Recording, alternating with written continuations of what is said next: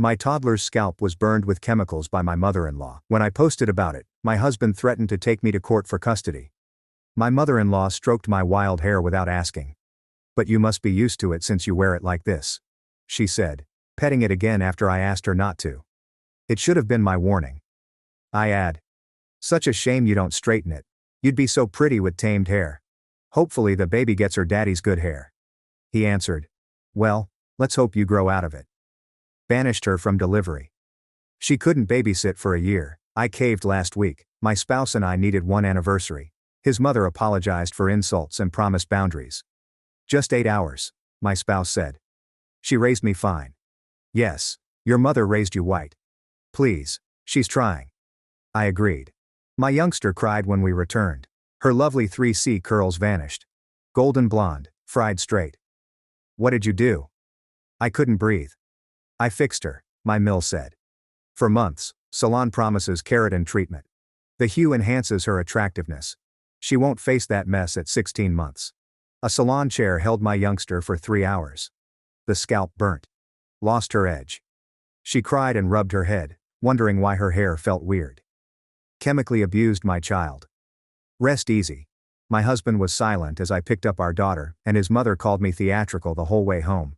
Aloe on her scalp changed everything that night. Her friend said, "Thank God someone saved her from that nappy mess. Now she looks like she belongs in the family." One statement broke my heart. "She did that to Zoe when she was 2, Monica said bluntly.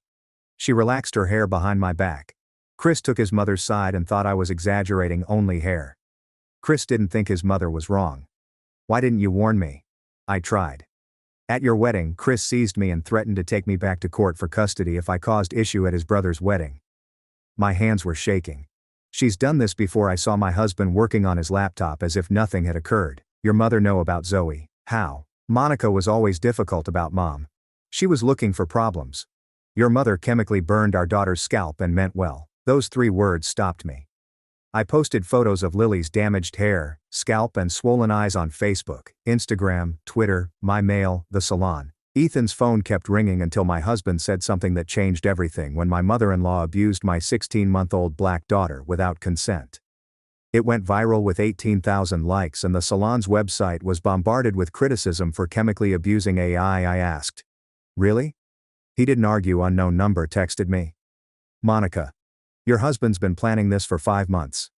I shakily opened my email. Slow file loading felt forever. I spotted it.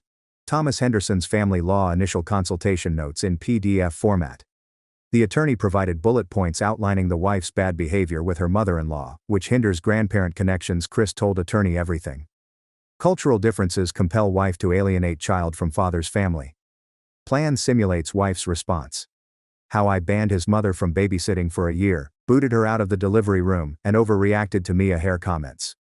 The attorney planned to bring the grandma in, video my response, and prove parental alienation and instability. I promptly screenshotted the first, second, and subsequent pages and stored them in 3 locations. Chris didn't realize I forwarded the entire email to my personal account and copies to a cloud storage he couldn't access. I started writing on my phone's notes app.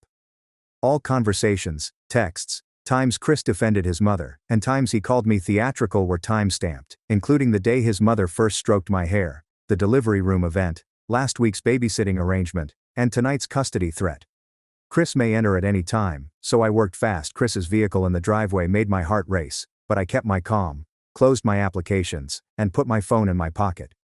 He entered unaffected. I ordered takeaway after Mia's burned scalp since I was too exhausted to prepare. Great, he thought. After Chris closed the door to his office, I ordered lunch and nursed Lily, watching her wail as she stroked her burnt hair. That night, I packed a duffel bag after Chris fell asleep and his breathing slowed. Lily's favorite stuffed animals, extra clothing, diapers, her file cabinet medical paperwork, our birth certificates, my passport, and the external hard drive with all my photographs and documents. I packed everything that couldn't be replaced and drove the luggage to my car secretly and swiftly. Next morning, I informed Chris I was taking Lily to the doctor. He said, "Okay," and returned to his phone. I drove to our pediatrician to check in. In 20 minutes, Dr. Thompson phoned to inquire what occurred and inspected Lily's head.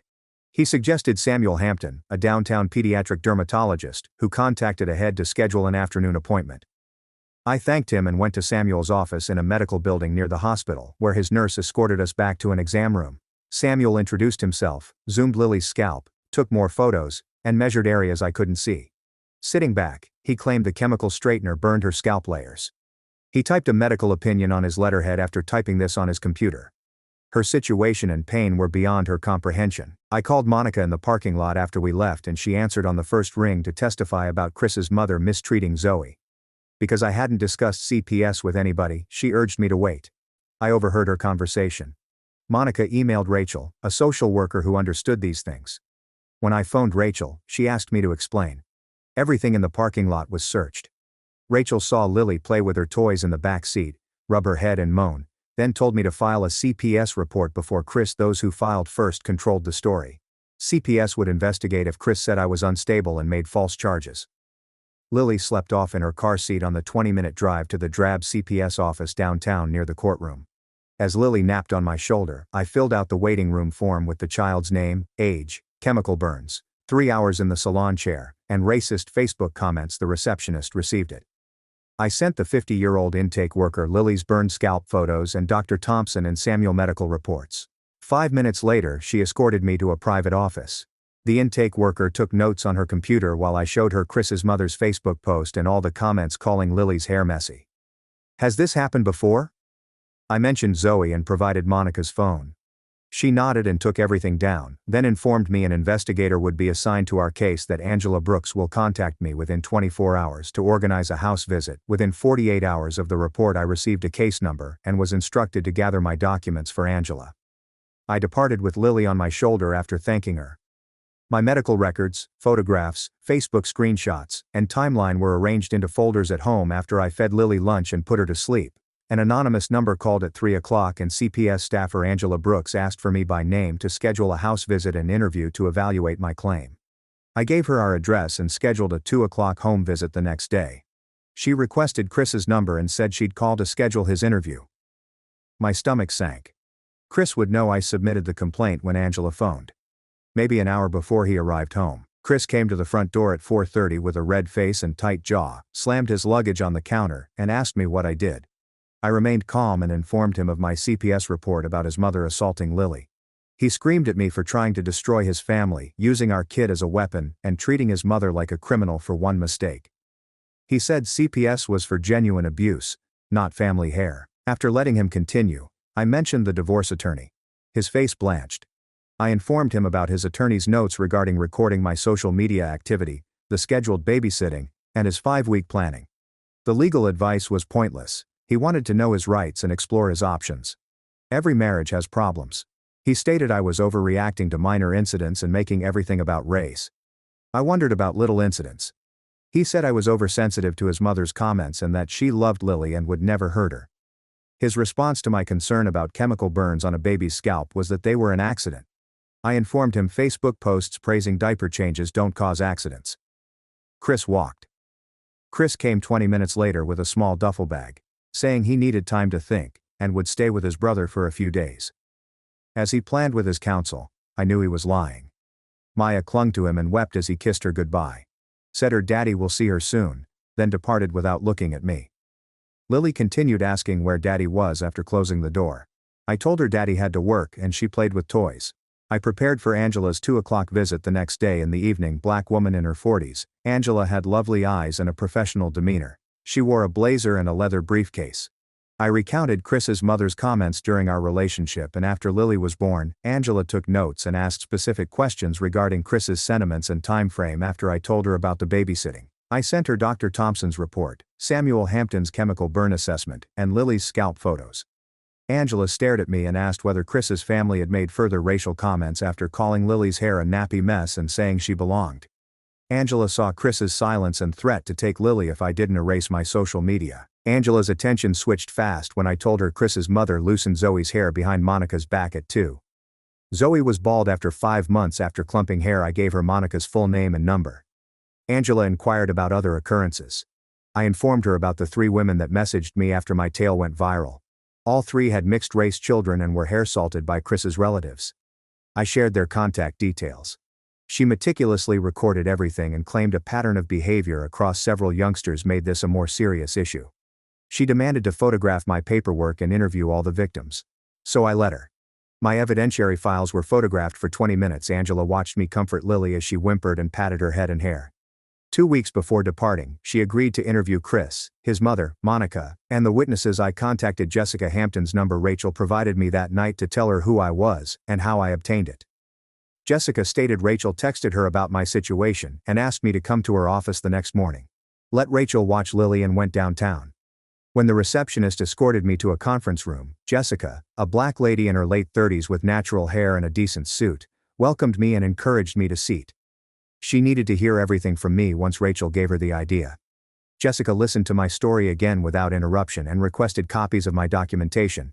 She thoroughly reviewed Chris's attorney consultation screenshots, Facebook posts, and conference table statements. Jessica stated she had medical data and a pattern of conduct across many children to show Lily's injury. One white parent with family resources complicates family court. Jessica stated judges struggled with these instances because they didn't comprehend culture. Chris's attorney would say that various families have different grooming standards, that Chris's mother meant well but didn't understand black hair, and that I was overreacting and isolating Chris from his kid. We were informed that a white court would not comprehend why artificially straightening a black baby's hair constituted an identity attack, not just a lousy haircut. Chris's months of planning helped our case, I informed her. Jessica wrote on a legal pad that Chris's premeditation for custody was required. Monica stated Chris saw his brother do this. Despite knowing what his mother did to black grandkids, he set it up. Jessica asked whether I had custody fight funding. I said I was a stay-at-home mom without a job. The more cases we had, the harder it was to call this uncommon. Chris would use my financial reliance against me, but she suggested spousal and child support. Her retainer fee was too much for my account, making me ill. Jessica said she had payment plans for circumstances like mine after seeing my frown. For Lily's safety, I signed Jessica's retainer that afternoon. She promised to react to Chris's custody request and receive paperwork quickly. After 2 days, a process server came. On the couch, I opened a manila package with divorce papers and an interim custody request. Chris blamed my psychological imbalance for separating him from Lily and accused his dying mother of abuse. After reading the petition twice, I called Jessica. It sought primary custody of Lily, supervised visitation for me, and full access to Chris's mother's grandchild. When I arrived, she carefully read the paperwork and looked at me. She said we had a battle, but Chris had made paperwork mistakes and overreached by demanding monitored visits and supported his mother so strongly. Jessica promised we'd respond in a week and win. Chris's response arrived through Jessica's office 2 days later. She advised me to read the PDF on a chair. I opened it at my kitchen table as Lily napped. Daniel Foster painted me as everything I dreaded in 43 pages. I was called emotionally unstable and vindictive for harming grandparent relationships and Chris's family name on social media because I couldn't handle cultural differences and haircare preferences. Daniel used chemically assaulted and racist attack to get me furious and Chris's family references to make me hostile. I kept her from bonding with Lily because his mother believed I was overbearing and suspicious. The filing requested the court to notice that I was separating Maya from her father's family and utilizing fake abuse charges. Before phoning Jessica, I read it again. Shivering, she answered the first ring and asked whether I was done. She sought my permission to file the protection order request based on Samuel's medical report and Facebook proof that afternoon and promised to submit it within 2 hours. Everything was in the 37-page motion. Jessica exhibited Lily's charred scalp, Samuel Hampton's medical report, every racist Facebook comment, and Zoe's 5-year-old pattern. Monica's written testimony about Chris's family protecting the granny was removed. Because Lily was young and the medical evidence was obvious, Jessica requested emergency hearings sooner than 2 to 3 weeks. 2 days later, the court clerk called to schedule the emergency hearing for Tuesday, leaving us 1 week to prepare. Jessica said it was extremely rapid, so the judge prioritized our filing and directed me to prepare my testimony in her office that afternoon. Jessica told me to prepare to answer questions regarding the attack, Chris's preparedness, his family's background, and everything Daniel Foster would throw at me at her office to disprove my accusations and make me appear hysterical. She told me to be calm and address medical traumas, burns, and irreversible follicle damage.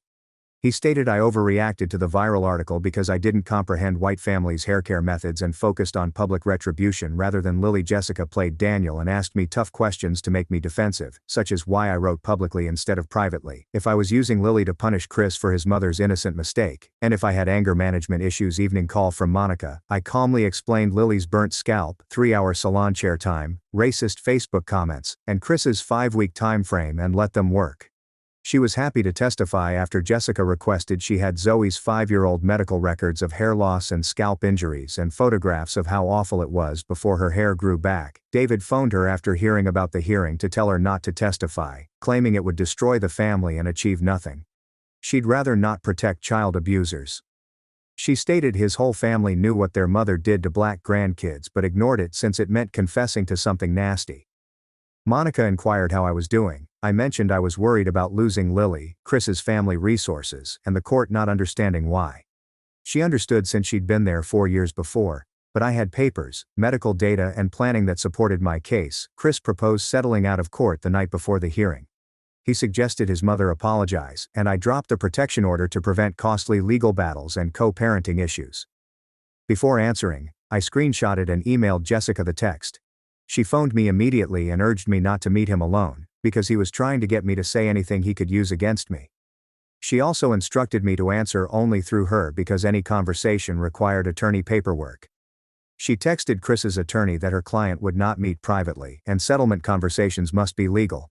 Daniel answered within 1 hour. Which was bad because they wanted to address things amicably. Jessica said it was to make the court record sound reasonable while portraying me as stubborn and reluctant to compromise. One Tuesday morning, I dressed professionally but casually and left Lily with Rachel, who had taken the day off work to help me. She held me at the door and I had to remove her fingers from my shirt. The enormous gray downtown courtroom has metal detectors and security guards. Jessica met me in the lobby and led me through security with a bag of paperwork and documentation. Rachel promised she would be okay. Chris and Daniel Foster wore black suits. Chris ignored me. Daniel nodded at Jessica like good colleagues. 10 minutes before our hearing, Monica presented a packet of paperwork. The bailiff called our case and we entered court. The judge, a 50-year-old woman with brushed-back gray hair, looked at both sides and said this was an emergency protection order preliminary hearing. Our first witness, Samuel Hampton, testified after his morning clinic. He produced his medical report when Jessica asked him about Lily's scalp inspection. He said he checked her scalp 5 days after chemical therapy.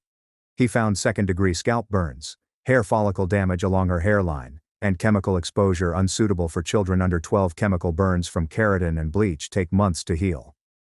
Samuel told the judge that children's scalps are more sensitive and hair follicles are still growing, making this therapy undesirable. Samuel stopped Daniel from saying the hairdresser made a mistake. Child under 12 might be permanently damaged by chemical straighteners. Resigned when Jessica complimented him, Monica stood and swore in with the Bible. 4 years ago, Jessica approached Monica about Zoe. Monica showed her folder and testified that Chris's mother took 2-year-old Zoe for an afternoon visit. Zoe had straight, relaxed hair when Monica took her up. Grandmother said that was a pleasure. A pediatric dermatologist revealed chemical burns and follicular damage from an adult-strength relaxer on Zoe's scalp after a week of clumping hair. Monica approached David and Chris's mother. But David said it was hair and Monica was overreacting. The family rallied, claiming the grandma meant well and Monica was tough. Monica presented the judge images of Zoe's hair loss, bald spots, broken hair, and a 2-year-old screaming and rubbing her head for weeks. She stated that Zoe was largely bald for 6 months before growing hair. Daniel stepped up to cross-examine her and asked if she'd charged Chris's mother with Zoe's murder. Monica declined since David had threatened to take her to court for custody if she caused him problems. Daniel claimed it wouldn't matter if she hadn't sued. Monica stared him in the eye and stated she fought her ex-husband's affluent family as a young mother without finances. She was incorrect to retreat since she was terrified and alone. She wouldn't remain silent while another black youngster was hurt. The court told Daniel to move on and asked Monica whether she had proof that Chris's mother's actions were racially motivated rather than merely bad judgment. Monica said the grandmother's diaper mess fixing and Facebook compliments on Lily's beauty were proof. Daniel called Chris to testify after Jessica rested. Chris adjusted his tie twice before sitting, seeming apprehensive. Daniel requested his babysitting story. Chris wasn't aware his mother arranged Lily's salon visit and was as startled as I was by her hair. Daniel wondered whether his mother wanted to hurt Lily. Chris declined. When Chris sought divorce advice, Jessica questioned him. He stated his mother liked Lily and was getting her hair done professionally to help. He suggested the hairdresser used the wrong chemicals or applied them wrongly. Chris paused and stated he didn't recall when Jessica took out Monica's paperwork. She repeated her request, handing him his attorney consultation papers from 5 weeks before the babysitting event. Chris flushed. He stated the consultation was irrelevant. Jessica inquired about its relevance.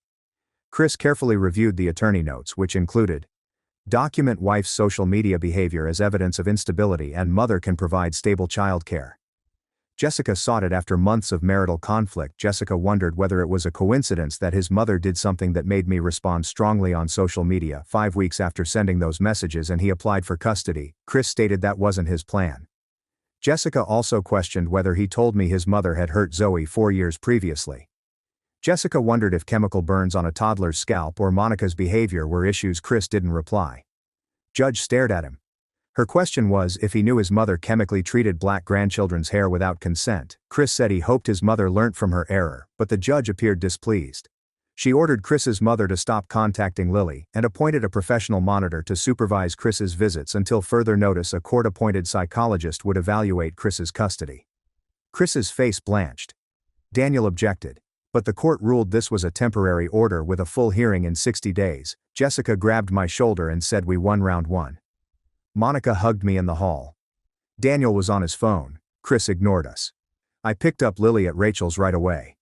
When I arrived, she was happy and playing with blocks on the floor, inhaled her baby shampoo scent as I held her. Rachel inquired how things went, and I said the judge affirmed the protective order, protecting Lily. Chris texted before I put Lily in her car seat, accusing me of poisoning the court against his family, destroying calm co-parenting, and being vengeful. 4 claimed his mother cried and wondered why the court believed my falsehoods. I screenshotted and texted them to Jessica, who replied minutes later to keep my phone on and ignore Chris. Each of his 14 texts that night showed he cared more about defending his mother than Lily. Jessica preserved them all as proof of his priorities. First evaluation by Brianna Green at Rachel's residence 2 days later. She was younger than expected, maybe early 30s, with gentle eyes and a smooth gait that didn't scare Lily. Her first 30 minutes were spent playing with floor blocks while Lily got ready. After seeing Lily play, she gently brought a teddy bunny closer. When Brianna stroked her head 3 more times to tweak her ear, Lily retreated. Brianna videotaped my reactions and questioned Lily's pre-assault behavior. I noticed the changes. Lily loved baths and smiled as I combed shampoo into her hair. She yells and declines. Brianna scheduled my downtown office appointment the following week. I sat across from her in a room with soothing lighting and plush seats that undoubtedly made most people relax. Lily stopped sleeping through the night and had accidents despite being mostly toilet trained. She questioned my family background, parenting style, and Chris's family's care of Lily since birth. I told her about the comments, the unwelcome stroking of my hair, and my want for Lily's curls to grow out. She inquired whether I downplayed any incidences. Chris's aunt stated Lily would look better with straight hair at her first birthday party. Chris's cousin inquired whether I planned to relax her hair when she got older, and Chris's mother gave Lily a blonde baby doll for Christmas on the promise that she'd finally have a toy that looked. Brianna took notes and asked why I hadn't set limitations sooner. She recorded my wish for a peaceful marriage. Chris's interview was 3 days after mine. Discovery gave Jessica Brianna's notes. Chris stated his mother meant well and didn't understand my hair sensitivity. Chemistry burned Lily's scalp, which might happen to anybody. I showed cultural sensitivity, not aggression. Brianna stated family came above kid safety and didn't see how his mother produced Lily's identity dilemma. The study recommended monitored visits until Chris completed cultural competency training and understood the harm. CPS hearing for Angela Brooks ended about the same time. After interrogating Monica about Zoe's experience, Samuel Hampton about Maya's injuries, and salon records revealing adult chemical treatments on an 18-month-old, she sent me her final report with a cover letter supporting the abuse accusation. Chris's mother illegally burnt Lily's scalp with dangerous chemicals, inflicting permanent damage. Research warned against unsupervised interaction. Just days after the CPS ruling, Chris's mother hired an attorney and requested Jessica to defend the abuse allegations, saying she was helping Maya match with her friends and didn't aware the salon chemicals would burn. Chris's mother battled CPS, but the salon owner reached out. Chris's mother's friends said that she loved Maya and would never injure her in the move. I felt horrible reading it since these ladies commented on her Facebook post applauding the attack. Jessica phoned me soon after getting the compensation offer, which covered all of Maya's medical bills, and agreed that the salon should never have chemically straightened a child, regardless of who brought her in. The owner plainly wanted to avoid state board license suspension. She stated accepting it was wise since it proved the salon's formal acknowledgement of wrongdoing, which would help our custody case by demonstrating even professionals found the treatment unacceptable. Samuel Hampton's dermatology and Maya's treatment were covered by the compensation. I signed the contract next. That week, Chris's family launched a social media campaign. His aunt wrote about how I was separating Maya from her beloved grandma for a haircut. His relative captioned Chris's mother's weeping photo with grandparents' rights. Many relatives submitted identical remarks, accusing me of rage and casting themselves as victims. They overlooked Zoe's hair loss, chemical burns, and racist statements 4 years ago, and blamed me for splitting a family. My initial post went beyond Chris's family's damage control. 3 black women inquired about Chris's extended relatives. Chris's cousin relaxed one woman's daughter at a family gathering, while his uncle trimmed another woman's son's hair overnight. A third woman reported Chris's aunt bleached her skin with lightening cream to seem less ethnic. A family considered all black children as problems. 2 days after receiving their contact information, Jessica subpoenaed all 3 ladies who contacted me regarding Chris's extended relatives. Each mom testified about their children for 3 weeks at her workplace. The first mom, whose kid obtained a relaxer from Chris's cousin at a family reunion, produced scalp damage medical papers and images of her 6-year-old weeping in the restroom. The second lady stated Chris's uncle chopped her son's hair as he slept during an overnight stay, making him seem thuggish. The third lady had doctor evidence showing chemical burns on her daughter's arms and face from Chris's aunt's skin lightening product, instructing her to look. Jessica chronicled everything, showing that this wasn't one grandmother's error but a familial culture that regarded black traits as issues. A 6-year trend involving 4 black offspring from Chris's 3 branches of family made it difficult to dismiss as coincidence or cultural. Daniel Foster offered Jessica a settlement 2 days after the last deposition. Jessica reviewed deposition transcripts to prove Chris's family hurt several black children and that all white family members protected them. Chris had to prove he'd suppressed that need before spending unsupervised time with Maya 6 weeks following her attack. Daniel hung up without consent. Bright, frigid fluorescent lighting illuminated the interim custody hearing in a court conference room.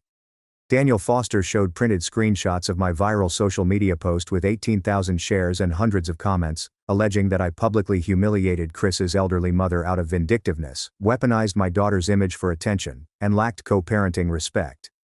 He contacted Chris to testify about how my work hurt his mother, who received death threats and had to unplug her phone. Chris looked fatigued and dejected, wondering why I despised his mother for sobbing for days. Jessica's cross-examination was precise. After Chris fumbled through his premeditation and priorities, Jessica gave Samuel Hampton's chemical burn testimony, Maya's scalp photos, and the 3 other parents' deposition transcripts. Brianna Green's custody assessment report arrived via email 3 days after the hearing. I read it on my phone in my car outside the grocery shop, trembling my hands. The court took notes as she revealed coordinated family conduct targeting black youngsters. Chris's mother chemically altered Maya's black hair to harm her body and identity, according to study. She advised primary physical custody for Maya, and supervised visits for Chris until he could safeguard her from his family's prejudice.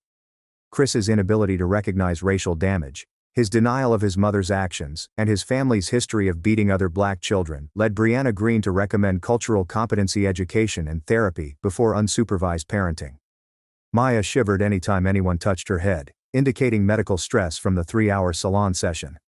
2 weeks later, the judge handed me primary physical custody and Chris 2-hour supervised visitation twice a week.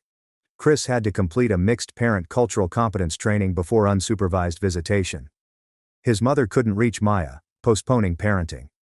The judge stated at Chris's 6-month cultural competency program review hearing that protecting a child from racially motivated assault was not parental alienation, but appropriate parenting, and that Chris's premeditated planning to gain custody after his mother's assault showed that family loyalty trumped child safety. Chris appealed within 10 days of Maya's custody adjustment, arguing that the judge had shown bias by accepting the cultural framing of a bad haircut gone wrong, that keeping Maya from her grandmother was parental alienation, and that the judge had improperly elevated my cultural concerns over a child's right to know. Chris's family statement in Daniel Foster's brief presented his mother as a loving grandma who made an honest mistake, recasting the case as a custody battle where one spouse was using race as a weapon rather than a child protection case with proven racism.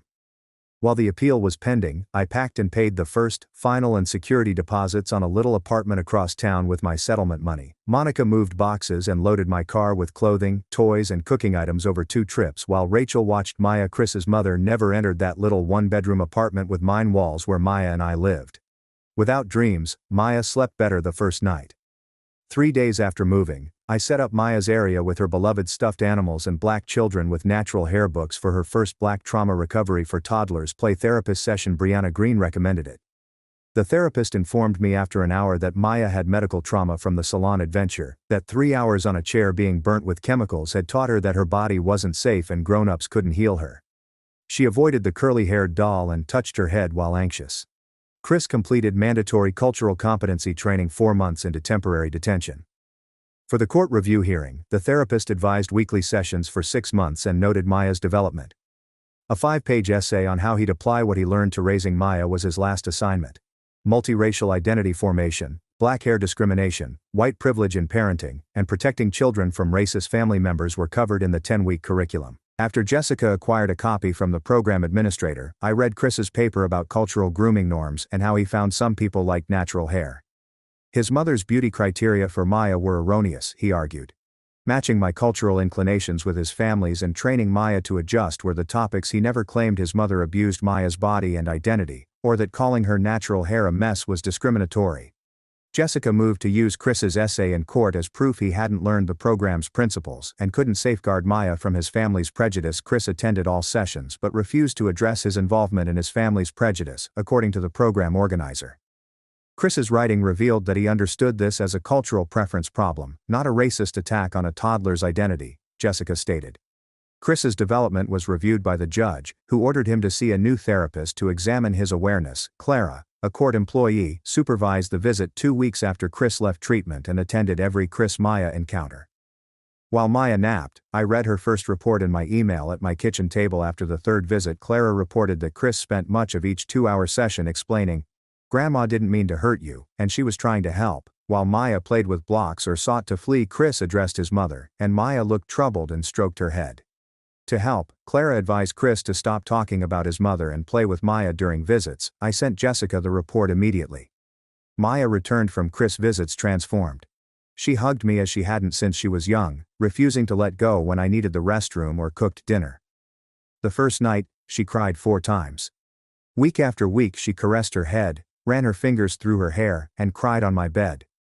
She played and slept well before visits.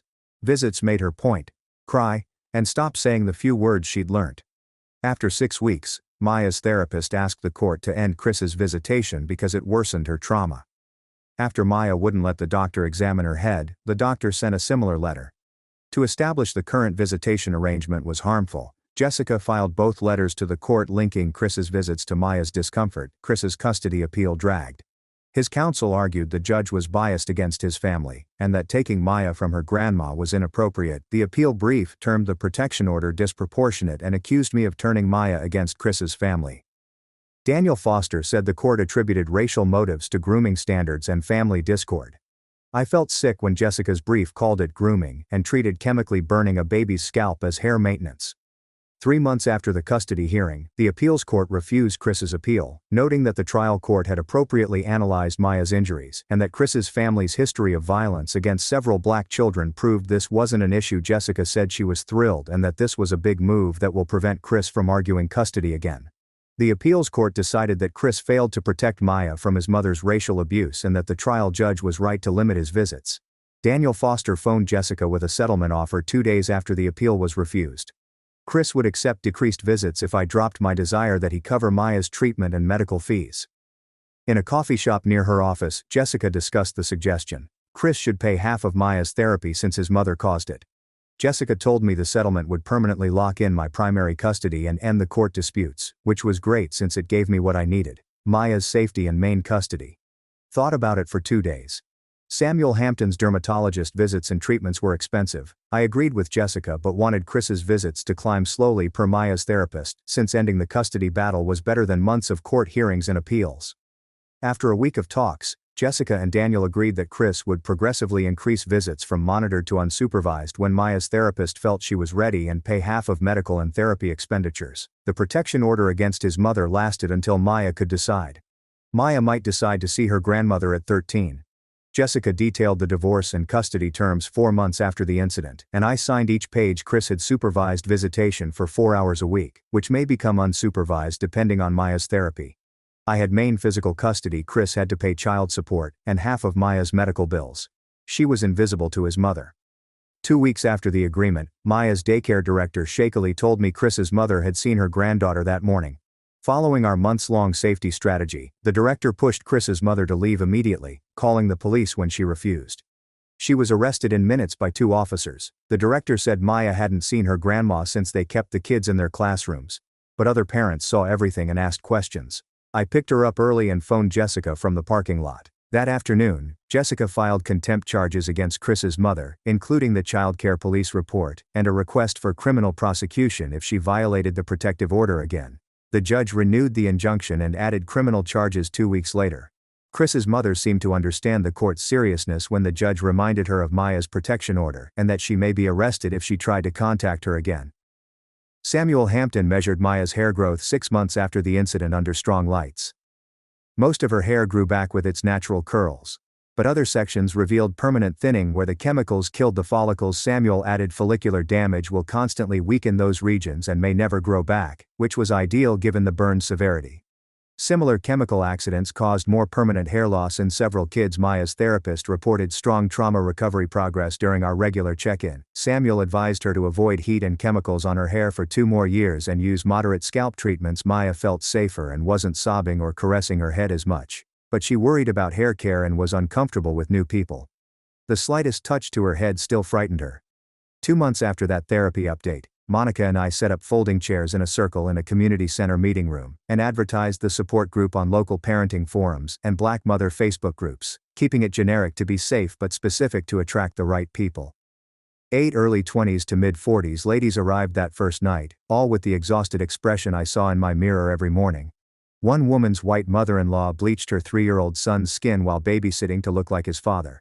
Another ex-husband's new wife trimmed her daughter's unclean hair. A third found out her mother-in-law had been relaxing her 5-year-old's hair every weekend for months, claiming it was their secret. As we moved around the circle, I felt less alone and more irritated at how prevalent it was. Monica addressed Zoe's bald spots and the family's belief it was a bad haircut.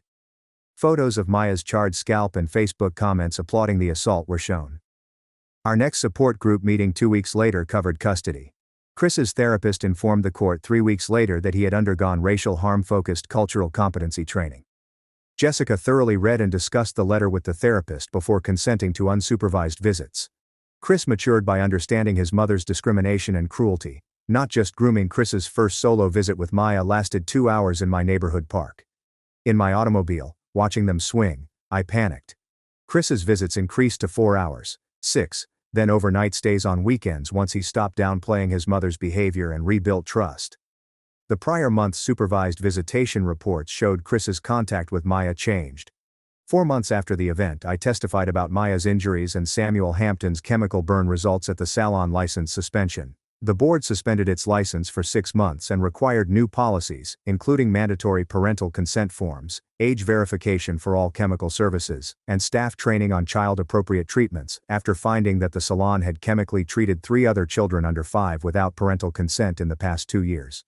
The owner sent me a formal apology 2 weeks after the suspension, apologizing for not investigating why an 18-month-old needed keratin and platinum blonde. She stated she ignored her professional advice on toddler behavior to please Chris's mother.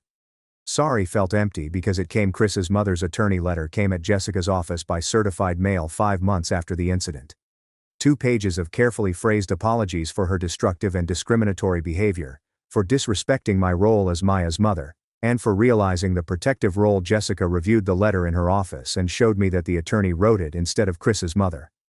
The phrase was too legal, too carefully crafted to escape criminal responsibility while appearing sorry. Chris's mother never used war. I didn't respond to Jessica to protect Maya and not unfairly punish Chris's mother. Maya turned 2 on a beautiful October Saturday. Jessica informed the court that Chris's mother knew about the protection order, But we argued that contact should be prohibited until Maya can decide regarding her grandma. I celebrated with Monica, Zoe, Rachel, and 3 other support group friends at our apartment with a homemade cake, balloons and black culture and natural hair books and toys. Zoe, 6, helped Maya blow out candles and unload presents without tearing paper. Watching them play, I was delighted Maya had a relative who understood her issues. After the celebration, Chris dropped off his present and spent an hour with Maya, a refreshing break from my marriage's terrible family gatherings. They appreciated her natural curls and dark skin. Our family wizard software tracked every conversation, schedule change and expense when Chris and I started co-parenting. He never entered or inquired about his mother. Our relationship would never heal from his deceit. But we helped Maya. The app was businesslike and focused on Maya's needs, not our failing marriage or his poisonous family. He paid child support on time every month and followed the custody plan without asking for extensions. He reacted immediately to updates and volunteered to change the timetable for Maya's illness. After everything, it was functional and courteous, which was more than I expected. But I knew our relationship would never recover from what he'd done. Planning for months to abduct my daughter, ignoring his mother's violence, and threatening me with custody loss when I attempted to protect Ma. That man broke our love and trust. My part-time graphic design job was from home and a small downtown shared office when Maya was 26 months old. After Chris used his pay as a weapon in the custody struggle, having my own money let me make decisions regarding Maya's care, our living environment and our future without compromising with him. Design was satisfying too. I forgot I liked producing, solving visual challenges, and working outside of being Maya's mother. Worked part-time allowed me independence and fulfillment, yet time with Maya to support her healing and everyday needs. With powerful 3C curls, Maya's front and crown recovered better than Samuel Hampton projected. The margins were narrow, and the rear left part where the follicles had perished would likely always be thin. As Maya's hair grew, I nourished and preserved it using 2-strand twists, band 2 knots, and simple braiding designs. Other Black mothers educated me about sulfate-free shampoos, leave-in conditioners, natural oils, and cultural preservation and love in hair care for our daughter. In between my knees I detangled Maya's curls and shaped them into protective twists, undoing Chris's mother's injury and teaching her that her natural hair was lovely and treasured and that her mother would always protect and celebrate her. The year after the attack, Monica watched Maya and Zoe play on the jungle gym with me on a blanket in the park. As she bounced down the slide after climbing the ladder, Maya giggled joyfully. The support group's legal resource guide for Black mothers was discussed while we watched our daughters. We'd overcome deliberate family attacks, hostile judicial systems, and constructed safe, proud new lives. Maya's hair never recovered, and she still feared new people touching her head. Despite my anger at Chris's months of preparation and his family's prejudice, we were recreating Maya's life with freedom, a loving family, and a support network that understood our situation. Chris was a good co-parent who prioritized Maya above his mother. For the first time in a year, I felt cautiously optimistic about our future since we lived with people who loved us. Since starting a support group with Monica 6 months ago, 20 women come every Tuesday night at the downtown community center to tell tales that sound too similar to be coincidence. We wrote a legal guidance on custody rights when white family members abuse Black children's hair or skin last month. Monica performs the legal research because she did it with Zoe, and I coordinate the paperwork and evidence-gathering guidance. We included attorneys who understand why chemically burning a toddler's scalp isn't simply a lousy haircut and won't tell Black mothers they're exaggerating when white grandparents abuse them. Jessica finished first with 5 stars. Our network has 12 racially abused custody dispute victims ready to testify. The library prints and distributes everything for free because we remember how it felt to deal with this alone 18 months ago when Chris's mother visited that salon with my son. I trusted too easily, ignored warning flags, and believed everyone who claimed to improve. Documentation, gut instinct, and knowing that safeguarding Maya requires keeping watchful, even when calm are my habits. I now see the indications most mothers overlook, such little statements that suggest bigotry and boundary breaches that lead to attacks. Maya will know her mother defended her when needed. Regrowing hair will indicate Maya we survived a devastating attack. We love her dark complexion, natural curls, and booming laugh that fills our flat choosing family who respects and won't change us works.